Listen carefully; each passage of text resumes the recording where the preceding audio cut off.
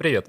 Не так давно я сделал пост в сообществе, в котором попросил вас задавать вопросы и предложить интересующие вас темы для обсуждения в видео. Самым популярным комментарием оказался вопрос, с чего я начинал и как вообще пришел к тому, чем я сейчас занимаюсь. Я решил посвятить этой теме отдельный ролик, а заодно показать вам свои первые работы и прогресс за все эти годы. На экране в это время будет спецкульт моей последней работы, чтобы там хоть что-то было, пока я болтаю. Если кто-то здесь впервые, то меня зовут Юра, и я 3D-художник. В данный момент я работаю в качестве фрилансера, и заказы составляют основную часть моего дохода. Я занимаюсь этим уже более 5 лет, а брать заказы стал где-то около года назад. Художественного образования у меня нет, и рисовать я не умею. Это ответ на вопрос, нужно ли уметь рисовать, чтобы заниматься 3D. Нет, не нужно. Конечно же, если вы это умеете, то это определенно плюс, так как, скорее всего, у вас уже есть какие-то базовые теоретические знания. Но на практике процесс того же скульптинга сильно отличается от рисования. Это по большей части касается именно персонажей. Если вы хотите моделить танки или интерьеры, то, думаю, тут вообще уже без разницы, умеете вы рисовать или нет. Кстати, об этом, наверное, мало кто знает, но именно по этой причине для самого первого видео на канале мне пришлось сделать трехмерную болванку своего персонажа. Я ставил его в позу с помощью максимально кривого рига, рендерил каждый кадр, после чего обводил его в анимейте. А еще мне очень стыдно за первые видео, и не смотрите их, пожалуйста. Для следующих роликов я эту болванку больше не использовал и параллельно пытался научиться рисовать. Что интересно, в детстве мне больше нравилось лепить из пластилина. Это довольно забавно, потому что, по сути, сейчас я занимаюсь тем же самым, только в диджитал варианте. Тогда я был в диком восторге от серии игр «Герои Меча и Магии», а конкретно мне нравились 3-я и 5-я часть. Меня привлекал не столько геймплей, сколько разнообразие юнитов и потрясающие города. Я настолько был ими впечатлен, что вбухал просто тонны пластилина на постройку своего собственного города на картонке. Это был жесткий долгострой, который я так и не закончил, потому что, к сожалению, пластилин не бесконечный, а мне нужно было всего пару цветов из набора. В общем, лепить всякую хрень я люблю еще с детства.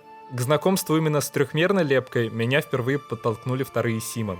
Я, как и любой другой уважающий себя пусан, просто обожал строить там дома. Симуляция жизни и вот это вот все меня как-то не особо интересовало, а редактор домов там был топовый. И для одного из своих проектов мне понадобилась винтовая лестница, которых в игре не было. Насколько я знаю, в одном из дополнений эти лестницы появились, но на тот момент я еще не пользовался интернетом и ни про какие дополнения не слышал. Скачать моды было не вариант все по той же причине, да и я не уверен, что тогда они вообще существовали.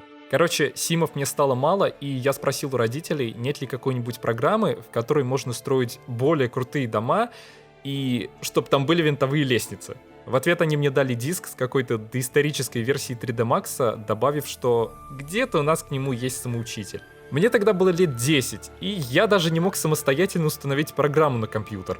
В итоге я смотрел на этот диск несколько месяцев, то ли не решаясь попросить родителей помочь мне с установкой, то ли им просто было лень. В любом случае, не думаю, что из этого вышло бы что-то стоящее, потому что, мне было 10. Единственное, что я мог делать на компьютере, это играть в Sims. Еще через пару лет дома я наткнулся на самоучитель по маям, и у нас даже оказался диск с этой программой.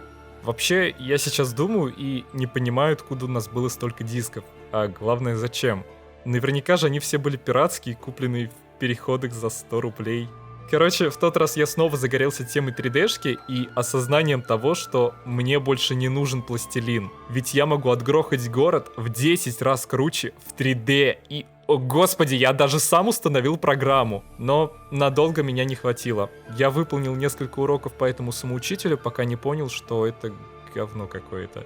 Это я сейчас про самоучитель. В нем тупо был описан порядок действий, куда нажимать, чтобы выполнить задания. Я их, конечно, выполнял, но абсолютно не понимая, как я это сделал. И в итоге я снова забил.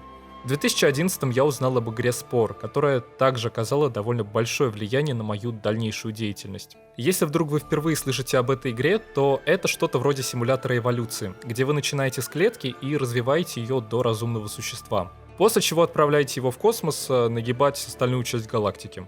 Но главная фишка игры — это редакторы, которые по сути являются теми же 3D-пакетами, но на минималках. В тот же год я зарегистрировался на форумах по игре. Сначала на Spore форуме, а потом на корпорации создателей. К сожалению, сейчас они мертвы, но на тот момент там было сформировано офигенное комьюнити, для которых игра в первую очередь была инструментом для воплощения своих творческих идей.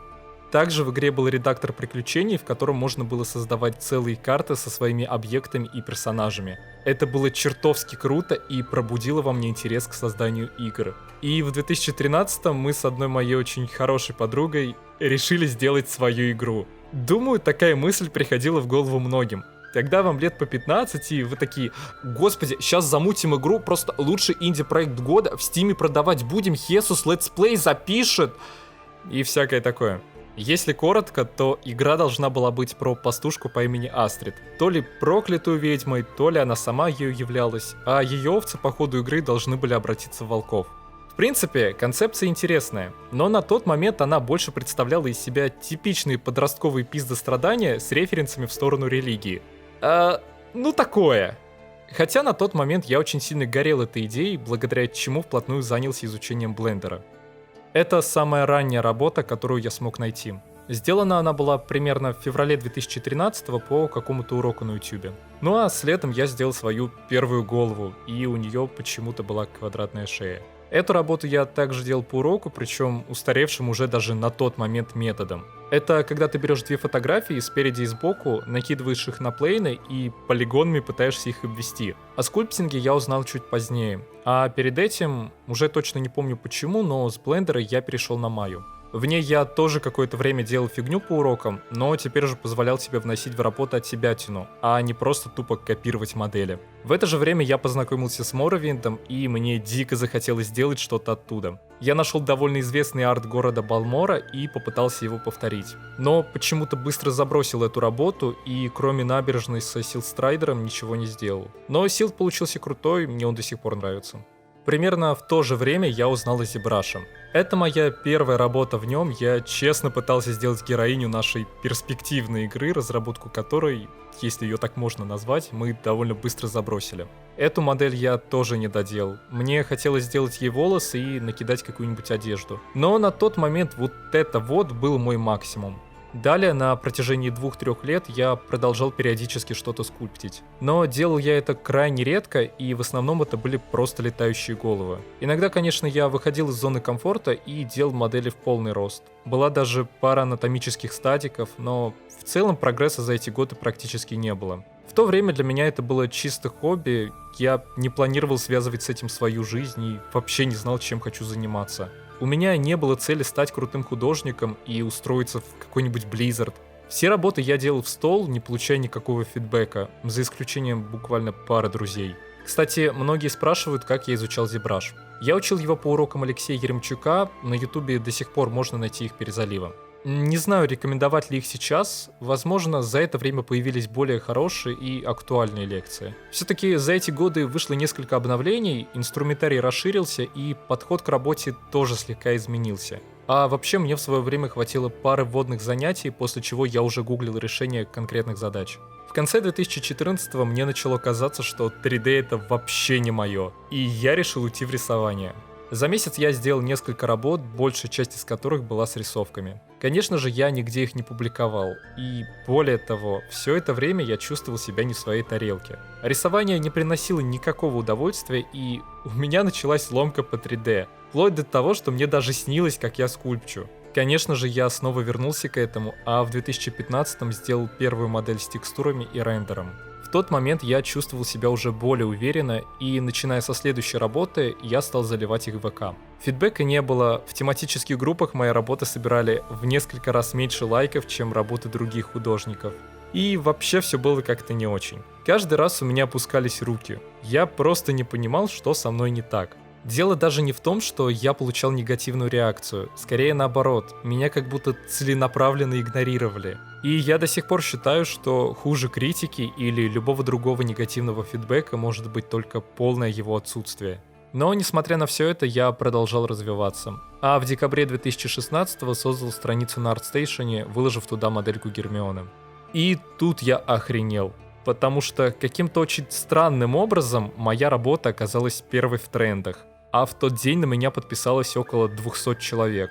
Тогда для меня это были какие-то немыслимые цифры. И я до сих пор вижу эту работу на всевозможных сайтах и каждой второй подборке на Пинтересте. Хотя в ней нет ничего особенного, она довольно неказистая, но тем не менее как-то разверусилась. Пожалуй, это был первый полноценный отклик спустя несколько лет прокрастинации и где-то года относительно усердной работы. Сейчас я скульпчу практически каждый день и стараюсь носить больше разнообразия в своей работе, потому что на одних только летающих головах далеко не уедешь. И именно поэтому на протяжении всего ролика я делал одну из них. Да. Также мне хотелось бы попробовать себя в окружении, да и неплохо было бы вернуться к стадикам, чтобы подтянуть анатомию. Ну и лишний контент для группы будет.